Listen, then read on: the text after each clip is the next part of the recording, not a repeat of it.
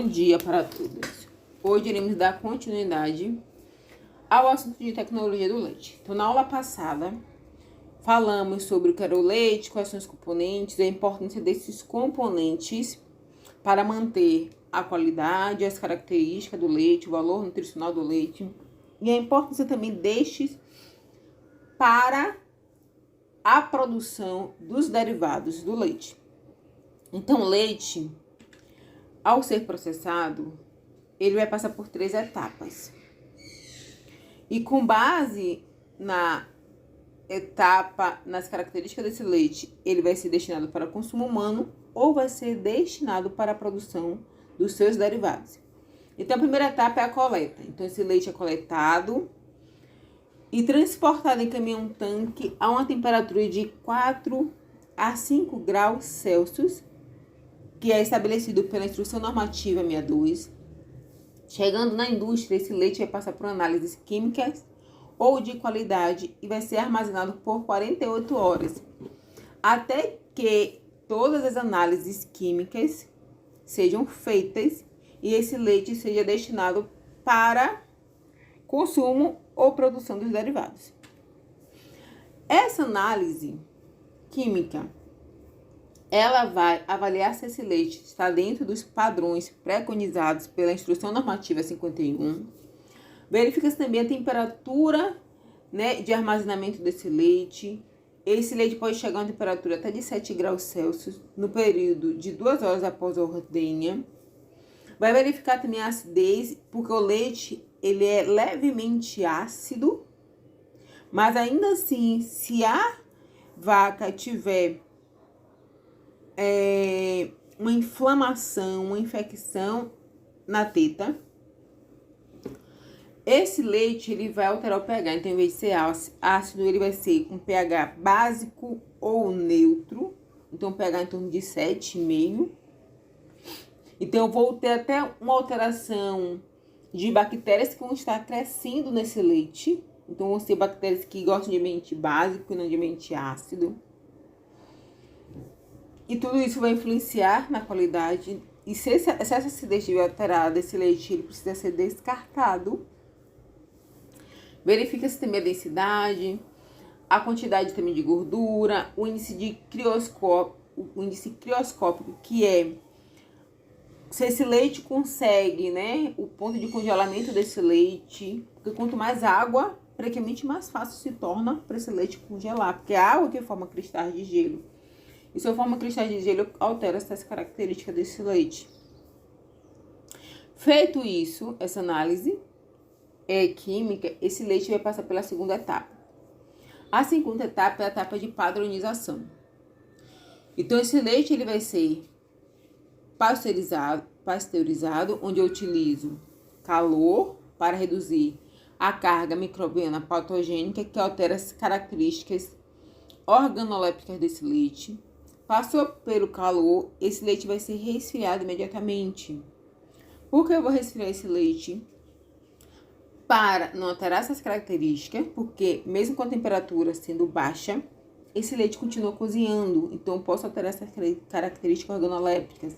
Além disso, quando esse leite é aquecido, eu tenho praticamente uma separação dos componentes, principalmente gordura. Então, forma-se o quê? Uma nata nesse leite. Então, essa gordura, ela precisa ou ser retirada ou homogeneizada. Então, a pasteurização, ela pode ser lenta ou rápida, sendo que a lenta vai ser uma temperatura baixa por algum tempo. Eu vou utilizar 65 graus Celsius por 30 minutos. Esse é um método mais artesanal. A indústria ela vai utilizar uma pasteurização mais rápida, porque existe uma grande quantidade de leite para ser pasteurizado, para ser tratado. Então, quanto menor o tempo de tratamento com eficácia, melhor. Então, a temperatura vai ser de 75 graus por 15 segundos. Feita essa pasteurização, existe uma retirada parcial da gordura do leite. Essa gordura ela vai ser utilizada para fazer manteiga, para fazer nata. E também, quando eu tiro essa gordura, o leite em si vai ser utilizado para fazer requeijão, iogurte, queijo, ou vai ser utilizado para consumo próprio. Que no caso, a pasteurização me permite colocar esse leite em sacos plásticos e deixar em ambiente refrigerado por 7 dias. Então hoje a gente não encontra muito por quê? Porque existe praticamente até uma perda muito grande para esse tipo de produto, já que o consumo muitas vezes acaba não sendo assim maior. Então esse leite precisa ser devolvido e descartado. Quando eu faço a pasteurização, esse leite vai passar por um processo também chamado de homogeneização.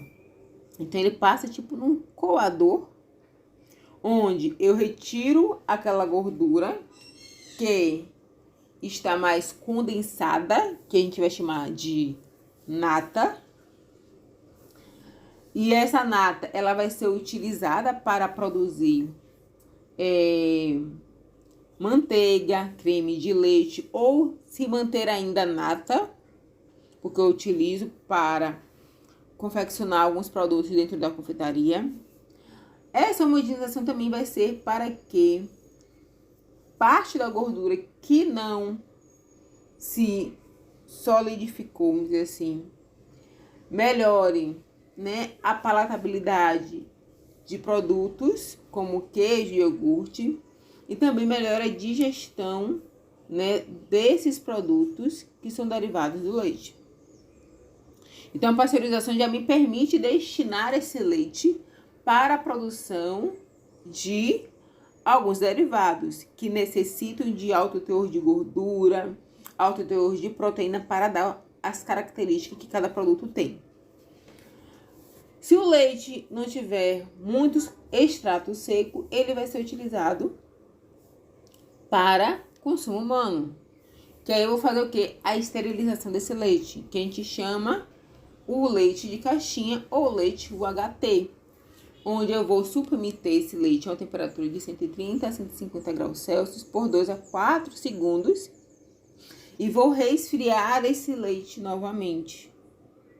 Ainda assim, eu posso também ter na esterilização a formação de nata pela elevada temperatura, mesmo que eu tenha o resfriamento.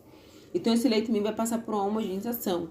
Além disso, vai se colocar alguns estabilizantes para evitar essa separação dos componentes do leite, alterando as suas características de cor, de sabor. E esses componentes é também para fazer com que esse leite, que vai ser armazenado em temperatura ambiente, não sofra tanta alteração. Porque, por mais que a temperatura ambiente seja um ambiente, às vezes, arejado, ainda assim existe uma elevação de temperatura, existe uma alteração de umidade. Então, tudo isso vai alterar as características desse produto. Então, o leite passa por esses dois processos que vão ter algumas alterações. Então, a pasteurização lenta, ela é aplicada mais em pequenos agricultores, pequenos lactários, né? Ou pequenas fazendas que produzem leite por conta própria para fazer queijo. Já a indústria, ela vai utilizar mais a pasteurização rápida, porque eu tenho grande quantidade de leite. Além disso, a indústria também de alimentos de leite, ela vai utilizar também a esterilização pela grande quantidade de leite que se produz. Então, na indústria eu utilizo pasteurização rápida, esterilização, e pequenos lactários ou pequenos produtores de queijo vai utilizar a pasteurização lenta. As características organolépticas vão ser muito pouco alteradas na pasteurização lenta. Na pasteurização rápida existe uma alteração um pouco maior, mas a esterilização eu tenho uma alteração muito grande, porque esse leite cozinha, então eu altero o sabor desse leite. Além disso, eu posso também alterar a cor desse leite por causa desse cozimento. Já a quantidade microbiana é um valor praticamente muito semelhante. Então, ambos os procedimentos de uso de calor promovem uma perda de mais de 90%, né, de bactérias, sendo que a esterilização ela consegue eliminar bactérias tanto patogênicas como bactérias deteriorantes do leite. E a perda nutricional também vai ser na esterilização, porque eu tenho uma perda elevada de proteína. Porque quanto maior a elevação da temperatura, praticamente essa proteína ela desnatura. Essa proteína também pode ser utilizada para alterar a cor do leite. Então, tudo isso vai fazer com que aquele produto tenha uma boa qualidade ou não. E vamos falar agora um pouquinho sobre os derivados do leite. Então, o leite ele pode ser utilizado para fazer leite fermentado, onde eu vou adicionar açúcar, mas também vou adicionar algumas bactérias que são importantes para o meu trato gastrointestinal, sendo que eu posso também ter a fermentação do leite por outros tipos de micro-organismos, como o kefir, que é uma colônia de bactérias que eu vou cuidando. Então, eu tenho um kefir que pode ser utilizado tanto em água como em leite, mas eu não posso misturar, porque vai fazer com que essa colônia ela morra. Temos também a coalhada, que é uma fermentação, só que eu não coloco lactobacillus na coalhada. Essa coalhada ela vai fermentar em contato com o ar, que vai introduzir aqueles micro-organismos ali, vai fermentar. Então, tem a separação do soro e do coalho desse leite. A gente também vai ter leite condensado. O leite condensado, ele é obtido a partir da eliminação parcial da água e adição de sacarose. Então, esse leite ele vai cozinhando. E à medida que ele cozinha, praticamente a água sai, aquele açúcar que vai ali sendo diluído, que foi diluído, que vai cozinhando, vai engrossando esse leite. O que acontece é que a gente pode ter a formação de cristais grossos relacionada à precipitação descontrolada da lactose, mas também do excesso de açúcar pode fazer a formação desses cristais. E eu perceber, no momento que for utilizar esse leite condensado, esses cristais que parecem areia. Então, a conservação do leite condensado, por exemplo, é de até 2 anos, porque a quantidade de água é muito pequena. Já o leite fermentado, eu não tenho essa duração, porque a quantidade de água é maior. O doce de leite é um outro produto, que é obtido também do cozimento desse leite, só que eu vou adicionar açúcar e vou deixar evaporar praticamente a maior quantidade de água. Então, a quantidade de água no doce de leite é menor do que o leite condensado. Além disso, no doce de leite, a gente vai ter a reação de Maillard, que é o carboidrato com a proteína, começam a reagir para dar aquela coloração amarronzada esse doce de leite. Que eu posso saborizar com coco, mamão verde, chocolate, ameixa, passas. Além disso, a legislação permite adicionar amido de milho, que vai atuar também como espessante, a depender de como ficou a consistência desse doce de leite. Eu posso colocar um amido para melhorar um pouco essa consistência. E também utilizar bicarbonato de sódio para controlar a acidez desse doce de leite. Então, a coloração ela vai variar de acordo com o tempo de cozimento do produto. Quanto mais tempo eu deixo cozinhando, mais escuro ele fica. Quanto menos tempo cozinhando, menos escuro ele fica. Então, a conservação dele vai ser sempre inferior à temperatura de 70 graus Celsius, ou seja, em temperatura ambiente eu armazeno, mas quando eu abro esse pote de doce de leite, eu preciso colocar na geladeira, porque eu estou entrando ali em contato com micro-organismos. Então, eu consigo também aumentar esse controle de ação microbiana nesse doce de leite. Além disso, o doce de leite, A gente pode encontrar ele na forma de barra ou na forma de pasta. A diferença de um para outro vai ser o volume. Então, doce de leite em pasta eu tenho um volume maior quando eu comparo com em barra. A quantidade de açúcar vai ser menor no de pasta do que em barra. A umidade também, a umidade vai ser maior no de pasta do que em barra. Por quê? Porque a quantidade de açúcar que eu tenho em pasta é menor. Então, eu perco água, mas ainda assim sobra um pouco de água, que vai dar, fazer com que esse doce de leite pastoso seja mais delicado, seja mais suave, derreta na boca com mais facilidade, né? Tem a questão da cremosidade também, que tem relação com essa quantidade de água. Já o em pasta, eu vou ter uma umidade menor, porque a quantidade de açúcar que eu coloco é maior. Ele não derrete, né, na boca com tanta facilidade. A depender da quantidade de açúcar, ele vai ser mais firme. E além disso, a diferença entre esses doces de leite é que o em barra eu preciso bater para que ele engrosse mais ainda e eu possa colocar num suporte para dar o formato que eu desejo. Temos também o leite concentrado, que é o leite integral, desnatado, natural, pasteurizado, onde a gente tira parte da água.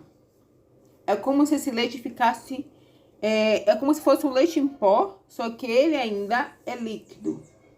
Ele não é em pó, ele é líquido, porque eu ainda tenho parte dessa água. Tem o leite evaporado, que também é um leite esterilizado, privado de parte da água, né? E essa retirada da água é feita de forma a vácuo. Esse leite perde em torno de 60% da água.